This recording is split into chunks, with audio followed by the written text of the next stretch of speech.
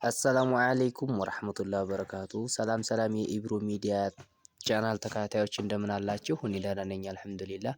ዛሬ ይዤላችሁ የመጣሁት በዚህ ቪዲዮ ላይ የማሳያችሁ ነገር ቢኖር ምንድነው በመቅደላ ወረዳ ማሻ ከተማ ያለ በደፈርጌ ሰፈር ማለትም በመስጂደል አቡበከር አካባቢ ሰፈር ያለ ቤት ነው ይዤላችሁ የመጣሁት። ውድ የሀገሬ ልጆች፣ ውድ የመቅደላ እንደዚሁም በመቅደላና ወረዳ ውስጥ የምትገኙ በማሻ ከተማና ዙሪያ የምትገኙ የመቅደላ ልጆች በዚህ አካባቢ ቤት መግዛት የምትፈልጉ እንግዲህ በዚህ ቪዲዮ ይዤላችሁ መጥቻለሁኝ ማለት ነው።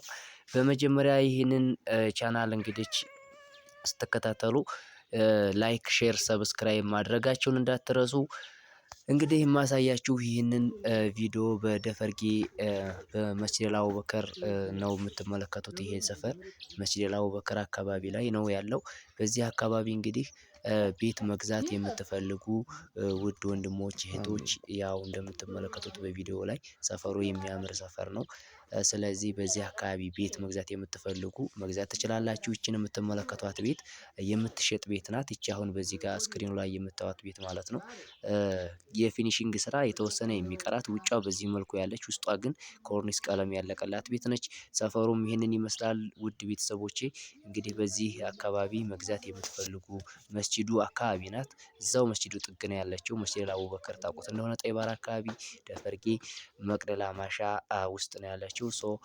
በዚህ ቪዲዮ ላይ እንደምትመለከቱት በዚህ ሰፈር ቦታ መግዛት እንደዚሁም ቤት መግዛት የምትፈልጉ ቦታ አልፎ አልፎ አንድ ሁለት ሶስት ቦታዎች አሉ። ቤት ግን የተለያየ ያለቀለት እንደዚሁም ጅምር ላይ ያለ ቤቶች አሉ ማለት ነው። የተለያዩ ቤቶች የምትመለከቷቸው ቤቶች በዚህ አካባቢ የሚሸጡ ወደ 4 የሚደርሱ ቤቶች ማለት ነው። ቤት መግዛት የምትፈልጉ ውድ የዚህ ቻናል ቤተሰቦች ስክሪኑ ላይ ባለ ስልክ ቁጥር በመደወል ማናገር ትችላላችሁ ማለት ነው።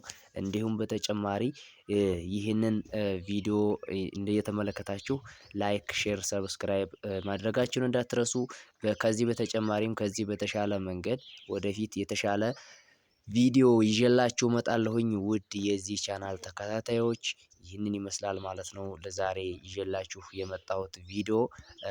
መልካም ሁኑልኝ። መልካም ቸር ይግጠማችሁ ማለት ነው። እንግዲህ ይህንን ይመስላል። መልካም